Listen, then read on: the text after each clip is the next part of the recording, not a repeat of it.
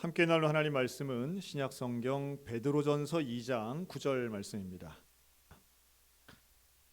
그러나 너희는 택하신 족속이요 왕 같은 제사장들이요 거룩한 나라요 그의 소유가 된 백성이니 이는 너희를 어두운 데서 불러내어 그의 기이한 빛에 들어가게 하신 이의 아름다운 덕을 선포하게 하려 하심이라.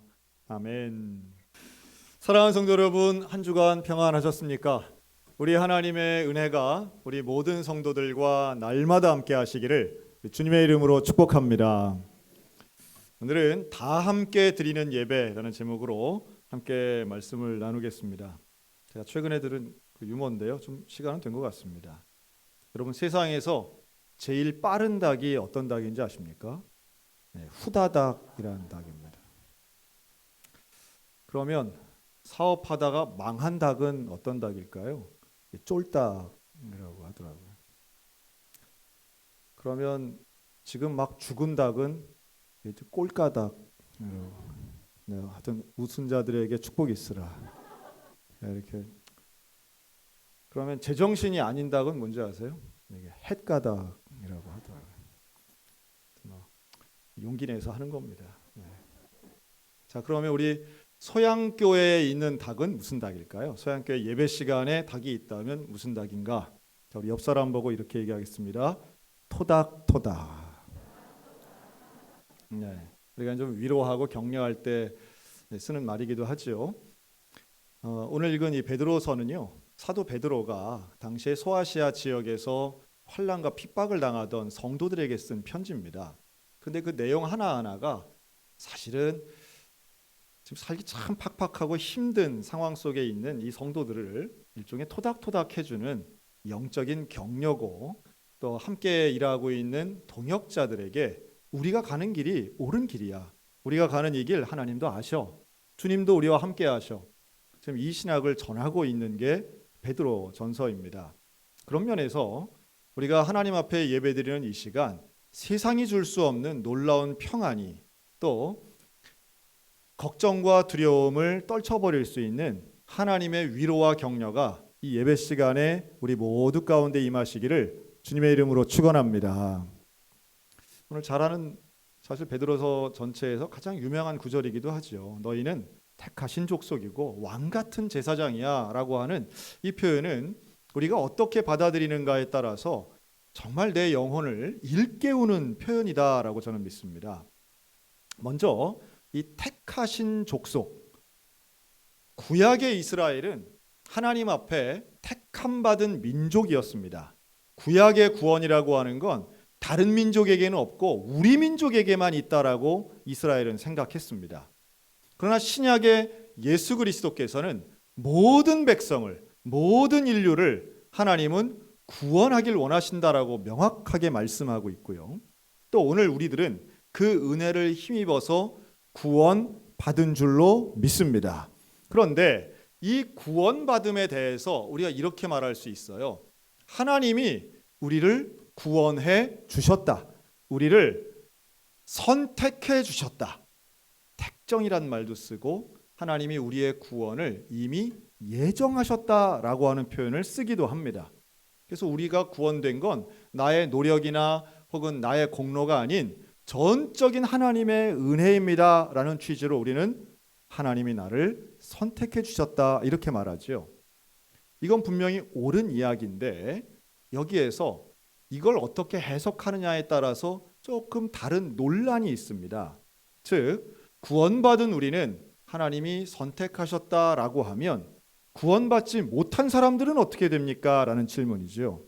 그러면 하나님이 나를 선택하셔서 구원했으면 저 사람은 예수를 안 믿고 구원 안 받은 사람은 결국 하나님이 그를 선택하지 않으셨다는 이야기네. 이렇게 나가는 거예요. 그러면 하나님이 구원받을 사람 따로 정하고 구원받지 못할 사람 따로 정하셨나? 그건 좀 이상해 라는 말이죠. 절대 예정자들은 바로 그것에 대해 유기, 즉 구원받지 못하는 사람들을 하나님께서는 억지로 구원하지 않으시고 그냥 내버려 두신다. 이미 구원 못 받을 사람이 있다라고 해석하기도 합니다. 그럼 우리 교단은 이걸 받아들이지 않아요. 여러분 여기에 대해 우리는 구원받음이 하나님의 선택이라고 하는 것과 구원받지 못한 사람들에 대해 우리는 어떻게 이해하고 해석해야 하는가? 저는 여기에 이런 예를 좀 들고 싶어요. 이제 며칠만 있으면 동계올림픽 합니다.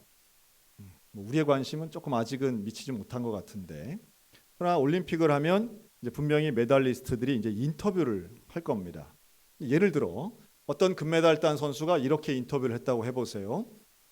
제가 금메달을 딴 건 전적으로 저를 응원해 주신 국민들 덕입니다. 그러면 국민들이 어떻게 생각하겠어요? 그 젊은 친구가 아주 인성이 됐네, 아주 훌륭하다, 다 박수 치지 않겠습니까? 자, 그런데 두 번째 선수가 나왔는데 예선 탈락한 선수예요. 근데 이 선수가 뭐라고 인터뷰를 하냐면, 내가 예선 탈락한 이유는 국민들이 응원을 안 해서입니다. 그렇잖아요? 금메달을 딴 이유가 국민이 응원해서 땄다면 실패한 이유는 국민 때문이라고 설명할 수 있을 거 아니에요. 그러나 그건 잘못된 말입니다. 자, 우리가 구원에 대해 하나님이 선택해 주셔서 구원받았다고 하는 말은 누가 할 수 있는 말이냐 하면 구원 받은 사람만이 할 수 있는 이야기입니다. 우리는 구원에 대한 해석과 확신과 고백을 구원받은 사람 입장에서 해야지, 구원받지 못한 사람을 정죄하거나 비난하거나 그 책임을 하나님께 돌리는 논리로 사용해서는 안 된다는 말씀이에요. 즉, 내가 구원받은 건 내 공로가 아닌 전적인 하나님의 은혜입니다 라고 하는 고백은 하나님이 기뻐하시는 고백이고, 그것은 구원받은 우리가 마땅히 해야 할 고백이지만 구원받지 못한 사람, 예수를 안 믿는 사람에게 적용할 논리는 아니라고 하는 겁니다. 자, 그렇다면 우리가 택함 받은 족속, 하나님으로부터 선택받았다고 하는 이 말이 당시에 소아시아 교회의 성도들에게는 얼마나 큰 격려가 됐겠어요. 여기저기에서 핍박을 당하고 고난을 당합니다. 바로 그런데 이들이 그 가운데 예배를 드려요. 우리만 예배 드리고 있어요. 사람들이 다 예배 드리지 말라고 할 때 우리만 예배 드려요. 목숨 걸고 예배 드립니다. 여러분, 그때의 베드로가 여러분들이 하는 것은 절대 잘못된 것이 아닙니다. 하나님으로부터 선택받은 사람들입니다. 그리고 베드로 본인도 순교하며 그 믿음을 지키고 끝까지 예배드린 줄로 믿습니다. 그 예배를, 하나님이 원하시는 예배는 결국은 모든 인류가 다 하나님께 예배드리는 걸 분명히 원하시지요. 하나님이 원하시는 예배, 한 명도 예외 없이 모두가 구원받고 하나님을 섬기는 걸 분명히 원하십니다. 그래서 우리는 선교해야 되고 전도해야 됩니다. 믿지 않던 영혼이 하나님을 믿음으로 예배 자리에 나와 예배드리는 것, 그 영혼이 구원되는 것 얼마나 원하시는지 몰라요. 그런데 그 또한 예배를 드리면서 이제 우리가 모두 지금 함께 예배, 공예배를 드리고 있지 않습니까? 그런데 이 예배가 하나님 앞에 드려지는 진정한 예배가 되기 위해서는 나와 하나님 간의 관계가 분명해야 된다는 거예요. 즉, 선택받았다라고 하는 표현에는 나와 하나님 간의 특별한 관계를 말하기도 합니다. 전체 우리가 여기 수백 명이 있지만 이 수백 명에 드리는 예배, 수백 명이 하시는 말씀이 아닌 바로 나에게 하시는 말씀이 무엇인가라고 하는 거예요. 여러분 아마 저랑 비슷하실 것 같은데, 우리 어린 시절 학교를 다닐 때에 전교생이 운동장에 모여서 조회를 했던 기억이 있으실 겁니다. 지금은 그런 게 없습니다. 그렇게 운동장에 모이지 않아요. 그런데 전체 운동장에 모여서, 저만 해도 제가 다녔던 학교는 월요일은 애국조회, 수요일은 멸공조회, 그리고 금요일은 효도조회, 토요일은 특별조회, 이렇게 해가지고 매 일주일에 몇 번씩 모였나 몰라요. 자, 그런데 그렇게 모이면 전교생들을 대상으로 교장 선생님께서 말씀을 하시지요. 그 웅웅 울리는 스피커를 통해서 민족, 역사, 위인들 이런 이야기들을 쭉 해주세요. 근데 아마 다들 비슷하셨을 겁니다. 그때 교장 선생님이 해주신 말씀이 꿀송이보다 더 달고 내 인생을 변화시키는 큰 깨달음을 얻은 분은 아마 거의 안 계실 거라고 생각합니다. 그보다는 모든 전교생이 원하는, 선생님들까지 포함해서 간절히 원하는 건 딱 하나죠. 뭐예요? 빨리 끝나라.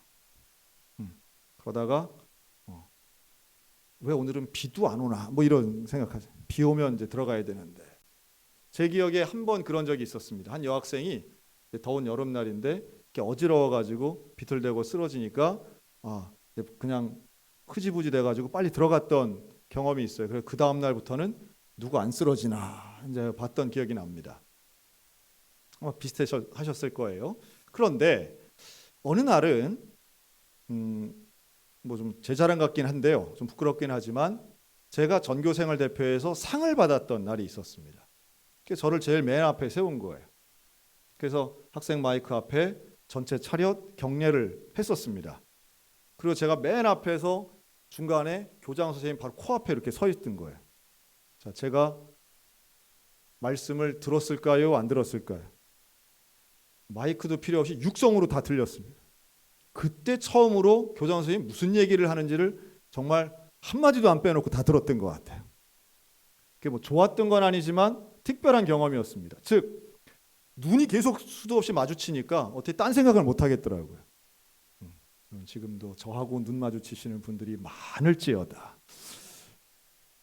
여러분, 예배가 온전한 예배가 되기 위해선 나와 하나님과의 관계가 이 특별한 경험이 있어야 됩니다. 그래서 우리 선배들은 예배를 드릴 때 가능하면 어느 자리에 앉으라고 그랬어요? 앞자리에 앉으라고 하잖아요. 물론 뒤에 앉는다고 은혜 못 받는 건 아니지만 그러나 앞에 앉는다는 것은 우리의 마음 자세가 좀 다르다는 걸 의미합니다. 모르긴 해도 올해 처음으로 성가대 하시는 분들은 분명히 틀린 경험들을 하셨을 거예요. 지난주, 그전주. 우리의 앉는 자리만 좀 달라져도요, 우리의 마음의 자세와 태도가 훨씬 달라지는 걸 느낄 수 있습니다. 그래서 어떤 분들은 연초에는 앞에 앉다가 점점 뒤로 가서 앉는 분들은 기도의 대상이 되곤 합니다. 나에게 어떤 말씀을 하시는가, 내가 어떤 선택을 받았는가에 대한 깨달음은 결국 하나님 앞에 내 예배가 얼마나 성공적일 수 있는가를 보여주는 것이죠. 여러분, 하나님은 모두가 드리는 예배를 원하시지만 그 가운데 함께 모여있지만 1대1로 만나는 예배를 분명히 원하시며 우리를 선택하셨습니다. 택한 족속된 우리 모두 가운데 하나님의 은혜가 임하시기를 주의 이름으로 축원합니다. 그리고 두 번째는 왕 같은 제사장이라고 말씀하세요. 이거 우리가 되게 익숙한 표현인데요.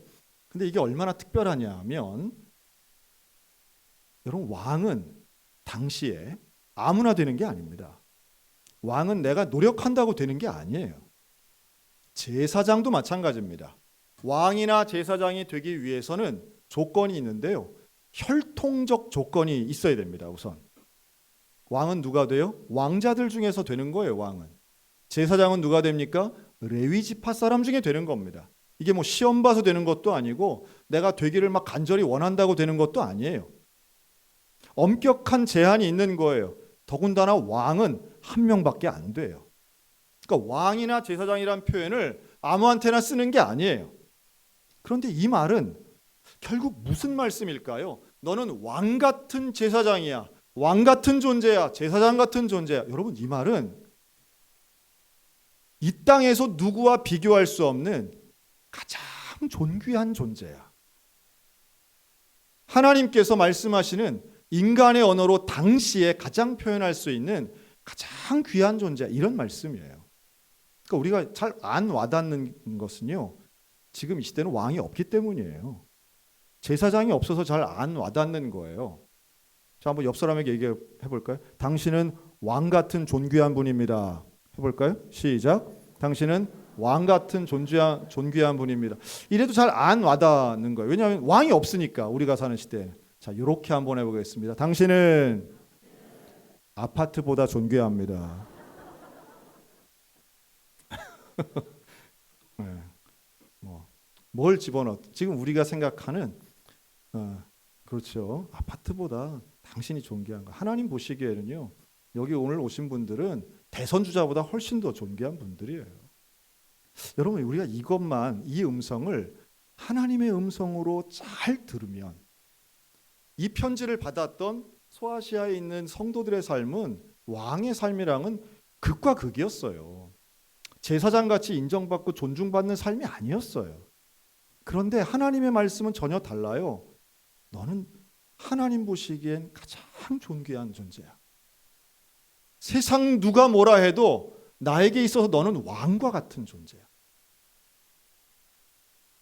내가 제사장 사랑하는 거 알지? 네가 바로 그런 존재야. 사람들에게 있어 제사장이 얼마나 특별하고 소중하고 귀한 일들을, 성전의 일들을 하는 그 사람들 얼마나 특별해 보여? 네가 그런 존재야. 뭐 대한민국의 1%, 0.1% 이런저런 셀럽 이런 단어 쓰는데요. 그러나 하나님 보시기에는 바로 예배를 드리고 있는 우리가, 구원받은 우리가 가장 귀한 존재인 것을 깨달으시기를 바랍니다. 저는 이것이 우리 신앙생활 하는 사람들에게 이게 믿어지고 하나님의 말씀을 붙잡는 사람이 모여서 드리는 예배가 얼마나 온전한 예배가 될까, 이런 기대감이 있어요. 그런데 안타깝게도 이러한 하나님의 가르침에 점점 사람들 간에 차이가 생깁니다. 지금 우리 코로나19를 벌써 2년간 하고 있잖아요. 그런데 올해 1월 달에 한국 기독교 데이터 연구소라는 곳이 있는데 아주 활발하게 빅데이터 연구하는 곳입니다. 교회가 필요한 데이터를. 근데 여기에서 이번 1월 달에 나온 자료인데요. 성도들의 삶을 개신교인들에게 물어봤어요. 지난 2년간 여러분들의 신앙은 더 강화됐습니까? 약화됐습니까? 그랬더니 60%가 약화됐다고 얘기했어요. 이전만 못하다는 거예요. 기도도 약화되고 내가 하나님을 믿는 그 신앙이 좀 약해진 것 같아요. 이런 사람이 60%인데 무엇 때문에 약해졌습니까? 라고 했더니 1등이 온라인 예배였습니다. 온라인 예배 한 1년 넘게 드렸더니 내 신앙이 약해진 것 같아요. 이렇게 이미 통계가 나왔어요. 그래서 지금 대다수의 목회자들은 앞으로 어떤 사회적 거리가 진행이 되더라도 이전처럼 100% 온라인 예배로 가는 일은 아마도 거의 없을 것이다 라고 예상하고 있습니다. 이미 불교계가 한번 확 예를 보여준 것 같아요. 건드리면 이렇게 돼, 이런 것 같아요. 근데 온라인 예배가 사실은 대면 예배를 대체할 수 없다는 것은 너무도 명백한 사실이고요. 학교 현장에서도 이거를 증명하고 있습니다. 우리가 지금 벌써 2년째 학교 현장도 제대로 정상적으로 운영하지 못하잖아요. 그랬더니 2가지 특징이 나온 거예요. 첫째는 학력 격차. 온라인 수업으로는 학력 격차가 점점 더 벌어지고 있는 거예요. 근데 2번째 특징이 있는데 체력 저하 현상이 나왔습니다. 당연한 거죠. 밖에 나가서 운동이라는 건요, 혼자 하는 건 얼마나 어려운지 몰라요. 특히 청소년들이 운동하는 건 누구와 함께 친구들하고 그냥 무턱대고 뛰어다니고 이기려고 애쓰는 게 운동이지, 혼자 집에서 홈트하는 청소년이 어디 있겠어요. 그러니까 체력이 떨어지는 거예요. 우리가 영적 근육도 쓰지 않으면 약화될 수밖에 없습니다. 우리 몸의 근육이 45%거든요. 근데 근육은 언제 강해지는가? 계속 움직여야 돼. 언제 약해지는가? 안 쓰면 그냥 약해지는 거예요. 근육 빠지는 건 너무 쉽습니다. 저는 영적에도 근육이 있다고 봐요. 영성에도 근육이 있는데 이걸 위해서 디모데가 그런 말하죠. 경건에 이르기를 훈련하라. 경건에 이르기를 연습하라. 우리가 하나님 앞에 예배드리고 기도하고 성경 보고 찬양하는 것을 매일마다 매주마다 반복하는 이유는 결국 영적인 근육을 키우는 일과도 연관성이 있습니다. 근데 그러면 여러분, 건강한 사람은요, 근육이 발달한 사람들은요, 건강해서 병에 잘 걸리지도 않습니다. 또 병이 오더라도 금방 쉽게 낫습니다. 마찬가지예요. 영적 근육이 튼튼한 사람들은요, 사단의 유혹이 와도 사실은 유혹에 잘 안 넘어가고, 또 미혹과 시험이 와도 그걸 이겨낼 수 있는 힘이 있다는 거예요. 소위 말하는 영적 면역력이 강해지는 겁니다. 저는 이 영적 면역력과 영적 근육이 우리 교회는 물론이고 우리의 가정 가운데 임하게 되시기를 주님의 이름으로 축원합니다.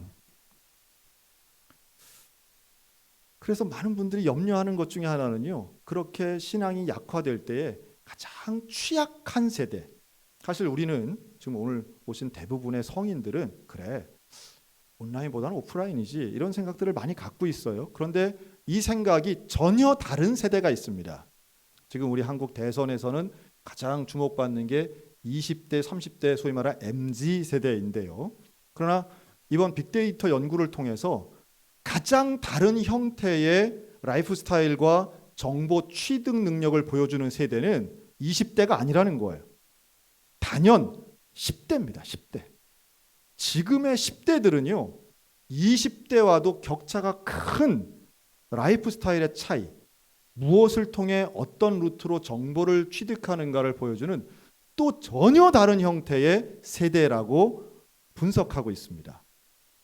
유튜브 중심, 동영상 중심, 개인 중심, 그리고 온라인과 오프라인을 구별하지 않는 정말 독특한 세대를 10대로 보고 있습니다.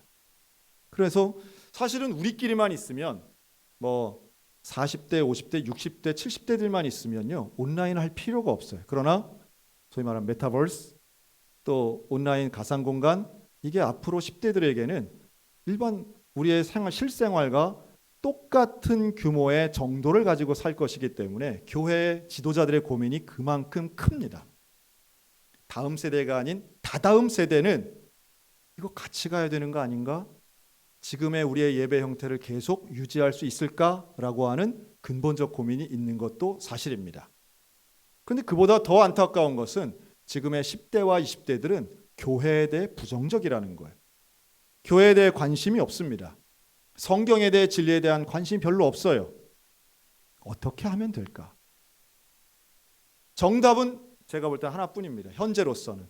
온전하면서도 정답은 하나뿐인데 따라할까요? 가정 예배를 드리자.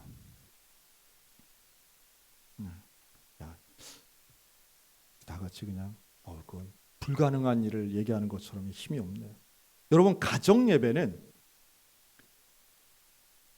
현재 우리가 당면하고 있는 여러 가지 문제들과 교회가 생각할 미래에 대한 것을 사실은 해결할 수 있고 이미 우리 교회사를 통해서 증명한 가장 온전하고도 거의 유일한 신앙 전수의 가장 온전한 방법입니다. 가정 예배. 여러분, 이 가정 예배가 우리의 가정들 가운데 회복되는 역사가 일어나시기를 주님의 이름으로 축원합니다. 근데 가정 예배가 왜 어려운지 아세요? 첫째는 가정 예배 잘 안 드려봤기 때문이에요. 두 번째는 예배를 인도할 역량이 좀 부족하고요. 세 번째는 가족 간의 관계가 그렇게 좋지 않기 때문입니다. 함께 모이기가 어려운 거예요. 2명 살아도 2인 가족이든 4인 가족이든 다 같이 모여 앉아서 대화를 해본 것도 얼마나 오래전 일이겠어요. 옛날 같으면 90년대까지만 해도 그래도 텔레비전 앞에라도 모였던 가족이었는데 지금은 각자의 방에서 각자의 매체로, OTT라고 그러죠. 각자의 매체로 10대, 20대, 40대, 50대들이 각각 생활하고 있습니다. 밥 먹는 시간도 다르고요. 또 한 집에 있으면서도 사실은 다른 문화권에 살고 있다, 이렇게 볼 수 있겠습니다. 저희 집도 마찬가지인데요. 가정 예배 드리는 게 쉽지는 않습니다. 하지만 여러분, 지금 우리 교회가 제공하고 있는 다양한 영상 콘텐츠들이 있습니다. 우리 쉽잖아요. 밴드에서 매일마다 새벽 예배 드리는 영상들이 올라갑니다. 또 수요 예배도 지금 올라가고 있어요. 저희 집도 그렇게 가정 예배 드리는데요. 새벽 예배 했던 영상을 저희 가족이 함께 모여서 그거 봅니다. 그러니까 제가 제 설교 봅니다. 설교에 대한 부담감이 있으시다면 그렇게 해도 됩니다. 그리고 굳이 설교를 안 해도 됩니다. 가정 예배의 제일 핵심은 결국 내가 제일 사랑하는 사람, 내가 가장 신뢰하는 사람에게 예수님에 대한, 하나님에 대한 고백을 함께 나누는 일이에요. 오늘 본문에 있는 것처럼 우리는 택하신 족속이야. 하나님이 우리 가정을 택해 주셨어. 하나님이 우리에게 너는 왕보다 더 존귀해. 하나님, 우리에게 제사장보다 네가 더 중요해 라고 말씀하시는 그 하나님의 은혜처럼, 여러분, 가족을 위해서 기도할 때 저주하는 사람이 어디 있겠습니까? 다 축복의 기도하잖아요. 형식이 중요한 게 아니라 가정 예배를 통해 우리 가정을 축복하시는, 우리 가정을 구원하시는 그 하나님 앞에 서로 사랑을 고백하고 서로 위로하고 격려하는 짧은 한마디의 고백만 있어도 여러분, 우리 믿음의 가정, 예배 드리는 가정, 가정 예배 드리는 가정 행복하게 될 수 있는 줄로 믿습니다. 여러분, 이거 좀 경험하셨으면 좋겠어요. 또 혼자 생활하시는 분들도 마찬가지예요. 여러분, 혼자도 내 가정을, 우리 집을 예배의 장소로 만들면 하나님이 나와 함께 하시고 그 말씀이 우리에겐 큰 힘과 격려가 됩니다. 요즘은 신방 가면 반려동물들이 참 많죠. 요즘은 애들이 잘 이렇게 익숙해져서 예배도 잘 드려요. 앉아가지고. 그러면 같은 생명체 같이 축복하는 거죠. 같이 함께 같이 앉아서 예배 시간 같이 앉으면 또 어떻겠어요? 중요한 건 그 가정 안에 예배의 분위기가 있느냐는 거예요. 또 하나님을 사랑하는 그 마음과 그 신앙이 있는가라는 거예요. 여러분, 다음 주면 설날입니다. 이제 지금 오미크론 변이 확산 때문에 사실은 모일까 안 모일까 고민을 많이 하실 텐데요. 어쨌든 모이시는 분들이 있으면 1년에 몇 번 안 되는 우리의 사랑하는 그 손주들이 내 앞에 무릎 꿇고 귀를 쫑긋해서 한 말씀을 기다리는 귀한 시간이잖아요. 눈은 이제 돈에 가 있지만. 여러분, 그때 무슨 말을 해야 될까요? 여러분, 그때 성경 말씀 얼마나 귀해요? 야, 하나님이 우리 손자를 왕보다 더 귀하게 여기신다. 너는 왕 같은 제사장이고 하나님의 거룩한 나라가 될 거야. 나도 그 말씀을 믿는단다. 학교 등수와 상관없이 세상은 연봉으로 사람 평가할지 몰라도 하나님은 우리를 그 어떤 것보다 소중한 존재로 인정하시고 그리고 말씀하시는 거죠. 내가 너를 선택했고 너는 가장 귀중하고 그리고 너는 내 것이야. 너는 내 것이야. 그래서 내가 너를 책임질 거야. 하나님의 그 놀라운 축복의 말씀이 이번 명절은 물론이고 1년 내내 우리의 사랑하는 가족들과 나누는 고백의 표현들 되시기를 주님의 이름으로 권면합니다. 그리고 그러한 고백들이 함께 넘쳐나는 가정 예배라고 하면 얼마나 의미가 있겠냐는 거예요. 여러분, 그럴 때에 놀라운 말씀이죠. 거룩한 나라가 된다고 말씀해요. 거룩한 나라. 하나님 나라의 원리가 적용되는 나라입니다. 제가 최근에 영국 선교사님으로부터 편지를 하나 받았는데요. 영국도 확진자가 수십만 명씩 나오고 심각하죠. 또 우리가 소위 말하는 유럽에 있는 교회들은 텅텅 비고 교회가 술집되고 이런 얘기 많이 듣잖아요. 그런데 실제로 지금 2020년대에 영국에서도 성장하는 교회들이 있습니다. 물론 수천 명, 수만 명으로 성장하는 건 아니지만 젊은이들이 모이는 교회가 있다는 거예요. 그게 이 선교사님 눈에 너무 감격적으로 보였는데 어떤 교회가 청년들이 모이는가 보니까 영성에 집중하는 교회들하는 거예요. 이젠 더 이상 이벤트나 무슨 축제 형식의 페스티벌 형식의 예배가 아니라 하나님의 말씀과 그 기도의 영성에 집중하는 교회에 청년들이 모이더라는 거예요. 근데 왜 모이나 보니까 다름 아닌 아무리 미디어가 다양해지고 아무리 세대가 조각조각 나뉜다 해도 사람의 본성에는 영원한 것, 진리에 대한 갈급함이 있더라는 거예요. 그리고 그것에 대해 성경이 말씀하는 그 참된 진리의 정수를 증거하고 그 영성에 집중하는 교회는 몰려들더라는 거예요. 저는 마찬가지라고 봅니다.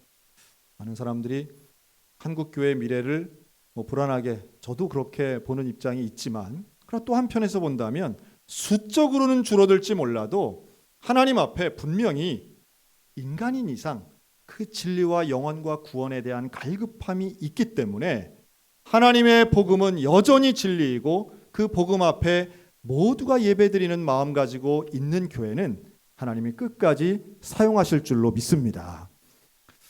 그런 면에서 우리 소양교회는요, 제가 이제 목사님들 만나면 그런 얘기 좀 합니다. 우리 교회는 기도회에 나오는 사람들이 달라. 새벽 기도에 나오시는 분들하고 우리가 금요일 저녁에 하는 기도회가 있습니다. 근데 우리 금요일 저녁에는요, 우리 청소년 청년들이 그렇게 많이 나와요. 금요일 주일 주중에 하는 우리 새벽 기도에는 우리 권사님들, 장로님들이 많이 나오셔서 기도하시는 반면에 금요일 저녁에는 청년 청소년들이 많이 나옵니다. 이렇게 얘기하면 이 둘에 해당이 안 되는 분들은 저거 나들으라고 하는 얘기인가 하면 맞습니다. 맞아요. 좋은 말로 할 때 기도하시기 바랍니다. 여러분, 기도할 일이 얼마나 많아요. 그런데 왜 한숨은 지면서 기도는 안 하는지 전 이해가 안 돼요. 걱정을 하면서도 기도를 안 하는 분들은 참 안타까워요. 아이들도 청년들도 10대, 20대도 그렇게 세대별로는 이상하고 다르고 이해가 안 된다고 말하는 그 세대들도 우리 교회 아이들은요 나와서 기도하고 있어요. 하나님 앞에 결국 예배드리는 그 자리에 우리가 모두 함께 모여 예배드릴 수 있다면 하나님 그 예배를 기뻐하시고 그 예배를 감격스러워하시고 그리고 예배드리는 우리는 결국 하나님이 말씀하시는 그 음성을 듣게 되는데, 너는 내가 선택했다. 너는 나에게 존귀한 자야. 너는 내 것이야. 여러분, 이 음성을 들을 수 있는 예배자가 되시기를 주의 이름으로 축원합니다. 이 음성을 들을 수 있는 가정 예배 드리는 가정들 되시기를 축복합니다. 이 예배를 듣는 자리에 함께 나와 모두 예배 드리는 우리 소양교회가 되었으면 좋겠습니다. 그러면 여러분이 대한민국 거룩한 나라가 되는데 우리 교회가 분명히 쓰임 받습니다. 춘천을 거룩한 도시로 만드는 성시화 운동 우리 교회가 할 수 있습니다. 우리 가정부터 개인부터 하나님 앞에 예배를 드리는데 그 예배가 온전한 예배가 되고 하나님을 만나는 특별한 관계를 통해 하나님의 은혜를 누리고 그리고 그것을 세상 가운데 나가서 그 아름다운 덕을 선포하는 전도자의 삶을 살게 된다면 우리의 매일의 일상은 예배 성공이 될 것입니다. 우리 사랑하는 소양교회 모든 세대는, 모든 성도는 일생을 통해 하나님께 예배드리고 모두가 함께 예배드리는 기쁨을 누리는 예배 공동체가 되시기를 주님의 이름으로 축원합니다. 아멘. 기도하겠습니다.